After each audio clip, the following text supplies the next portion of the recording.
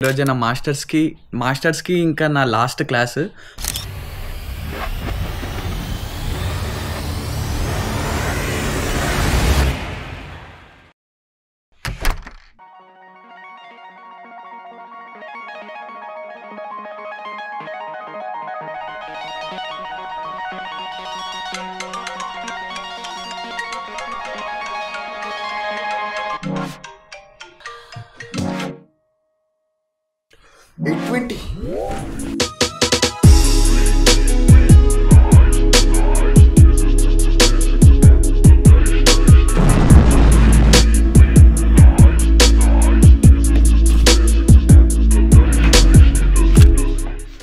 Finally మొత్తానికి ఒక సంవత్సరం తర్వాత క్లాస్ ఫీలింగ్ అయితే వస్తుంది. ఎందుకంటే ఈరోజు నా మాస్టర్స్కి ఇంకా నా లాస్ట్ క్లాస్.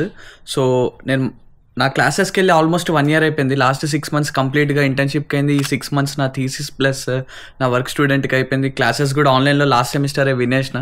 సో ఇదైతే మ్యాండేటరీ ప్రాక్టికల్ క్లాస్ అనమాట. సో ఖచ్చితంగా రావాలి. బట్ ఎక్కడో లోపల చిన్న హ్యాపీనెస్ ఉంది, చిన్న బాధ ఉంది. ఫస్ట్ బాధ చెప్తా. చిన్న బాధ ఎందుకంటే దీని తర్వాత వారం తర్వాత ఎగ్జామ్ ఉంది. హ్యాపీనెస్ ఎందుకంటే ఇంకా మాస్టర్స్ అయిపోతుంది, అంటే లైక్ సబ్జెక్ట్స్ అయిపోతుందని వెరీ ఎక్సైటెడ్. అండ్ నాతో పాటు మీరు కూడా వచ్చేయండి.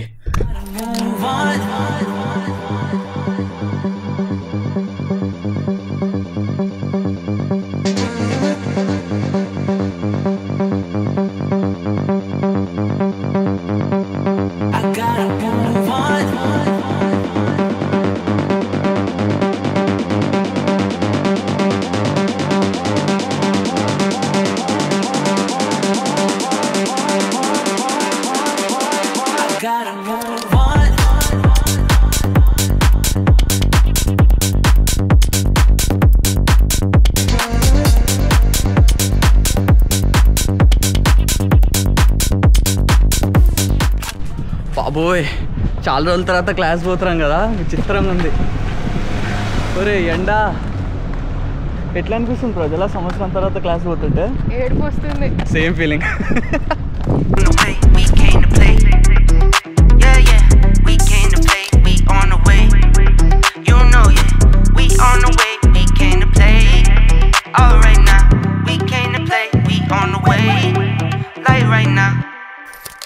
సో అందరికీ చాలా డౌట్స్ ఉంటాయి, మాస్టర్స్లో క్లాసెస్కి డైలీ రావాలా, అటెండెన్స్ కంపల్సరీయా ఏంటి అని. సో జర్మనీకి ఎవరైతే మాస్టర్స్ చదువుకోవడానికి వస్తున్నారో వాళ్ళకి అటెండెన్స్ అయితే మ్యాండేటరీ కాదు. ఓన్లీ ల్యాబ్స్ ఉంటే వాటికి ప్రొఫెసర్స్ చెప్తారు మ్యాండేటరీ అని. కానీ ఒకవేళ అదేంటిది నువ్వు క్లాసెస్కి పోయినా కూడా సస్టైన్ అవ్వగలుగుతావా, ఎగ్జామ్స్ రాయగలుగుతావా అంటే, and it completely depends students to student.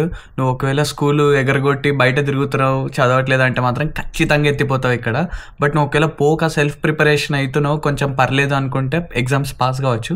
క్లాసెస్కి పోతూ ప్రిపేర్ అయినావు అంటే నువ్వు 100% నోట్ చేసుకో, ఈజీగా అవ్వగొట్టచ్చు. అసలు నీకు కనుక మాస్టర్స్లో ప్రొఫెసర్స్ లెక్చర్ హాల్స్ ఎట్లుంటాయో అన్న డౌట్ ఉంటాయి చూసి.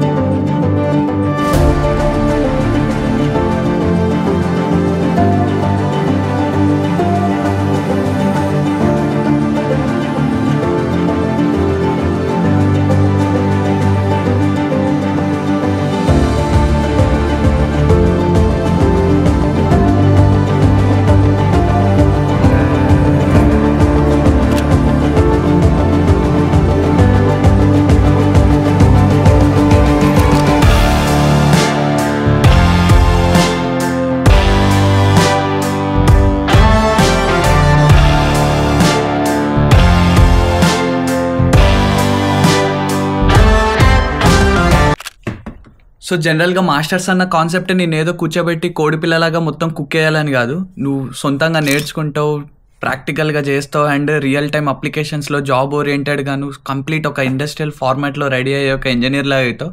ఐదర్ ఇంజనీర్ కానీ లేకపోతే ఒక ఆంటర్ప్రెన్యూర్ కానీ అవ్వాలనేది మాస్టర్స్ కాన్సెప్ట్ అంతా జర్మనీలో. నేను 100% చెప్తా, నువ్వు కనుక ఇక్కడ మాస్టర్స్కి వచ్చి చదివినావు అంటే నీకు ఎంతో కొంత మంచి నాలెడ్జ్ వస్తుంది మన ప్రీవియస్ స్టడీస్ బ్యాచిలర్స్తో కంపేర్ చేస్తే. అండ్ మన ఇంజనీరింగ్లో ఎట్లా చదువుకున్నామో మనందరికీ తెలుసు. సో స్టూడెంట్కి ఇనఫ్ టైం వస్తుంది నేర్చుకోవడానికి. అండ్ దాంతోపాటు కొత్తగా ట్రై చేయడానికి, సపోర్ట్ చేయడానికి ప్రొఫెసర్స్, లేకపోతే నీకు కావాల్సిన స్టడీ మెటీరియల్స్, లేకపోతే యూనివర్సిటీ నుంచి రిసోర్సెస్ ఎప్పటికీ అందుతూనే ఉంటాయి. అండ్ నువ్వు కూడా జర్మనీకి మాస్టర్స్ వస్తున్నావు అంటే ఆల్ ద బెస్ట్.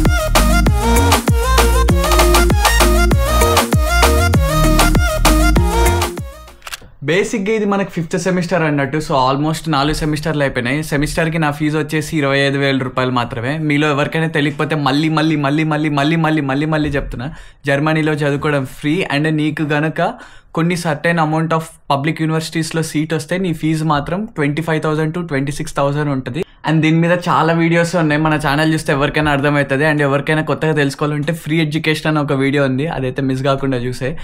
అండ్ మొత్తానికి మాస్టర్స్ లాస్ట్ క్లాస్.